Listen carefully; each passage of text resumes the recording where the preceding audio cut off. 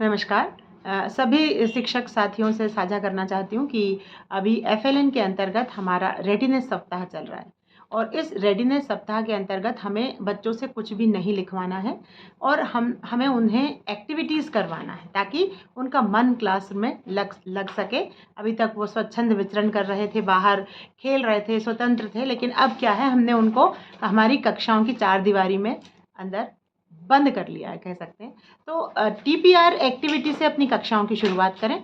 अब TPR activities क्या होती हैं? हमने ट्रेनिंग में जैसा कि आपको बताया है, ये टोटल फिजिकल रिस्पॉन्स, मतलब कि भले ही बच्चा रिस्पॉन्ड ना कर रहा है, लेकिन यदि वो एक्शन से आपको कुछ बता पाता है, कुछ इंग्लिश के वर्ड्स दोहरा पाता है, तो या वो एक्शन करके बता पाता है, तो भी हमें उसे एक्सेप्ट करना है और उसको ज़रूर शाबाशी देना है। Good, very good, excellent, superb, fantastic, well done, इस तरह के शब्दों से जब आप उसकी पीठ थपथपाएंगे तो वो सीखने के लिए उत्सुक होगा, वो प्रेरित होगा।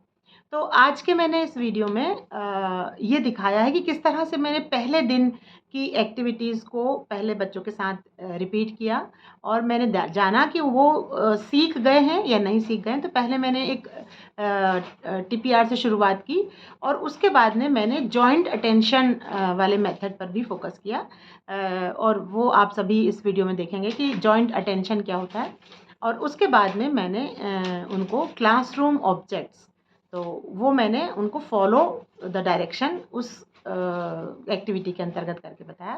तो ये वीडियो बनाने का जो उद्देश्य है वो ये है कि आप भी अपने क्लासरूम्स में यदि आप इनको लागू कर पाएँ तो हमारे जो बच्चे हैं, हमारे जो लर्नर्स हैं, हमारे टॉडलर्स हैं, उनको सीखने में आसानी होगी। ध्यान रखिए, सीखना और रटना दोनों में बहुत अंतर होता है।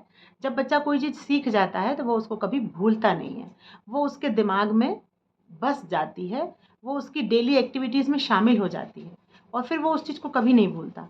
तो बजाय, मैंने देखा है कई कक्षों में कि केवल लिखाने पर जोर दिया जाता है। नहीं, अभी हमारे जो क्लास 1 और 2 और मैं तो कहती हूँ क्लास 3 और 4 के जो लर्नर्स हैं, उनके साथ भी हम स्कूल रेडीनेस सप्ताह के अंतर्गत उनको हम केवल एक्टिविटीज़ कराएं, physical activities. Thank you. Sit down, stand up, hands up, wiggle your fingers, stop, hands down, sit down. अब मैं एक सॉन्ग गा रही हूँ और आपका नाम लूंगी, उस बच्चे को खड़े होकर के क्लैप करना है। क्या करना है? क्लैप। ठीक है, तो मैं सॉन्ग गा रही हूँ। Jack and Jill went up the hill to fetch a pail of water. Nimrat, very good. Jack and Jill went up the hill. Vinay, Jack and Jill went up the hill. Yes, दो yes है यहाँ पर। Yes, sit down. Jack and Jill went up the hill to fetch a pail of water. Jack fell down and broke his crown. अच्छा, very good. Jack and Jill went up the hill to fetch a pail of water. Jack fell down and broke his crown and Jill come tumbling after him. Very good. तो ये क्या हुआ कि हमने आपका ध्यान देखा है ना, कि गाने में ध्यान है कि अपने नाम पे ध्यान है। तो तुम्हारा गाने पे भी ध्यान था और अपने नाम पे भी ध्यान था। अब मैं जिसको पॉइंट करूंगी ना, उसका नाम लेना है, ठीक है? और आपको अपनी उंगली भी उधर करनी है, हाथ उधर करके डायरेक्शन बताना है। ओके?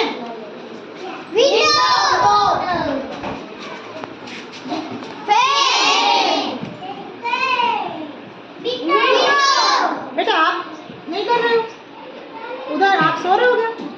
विंडो कहाँ है? वो है वो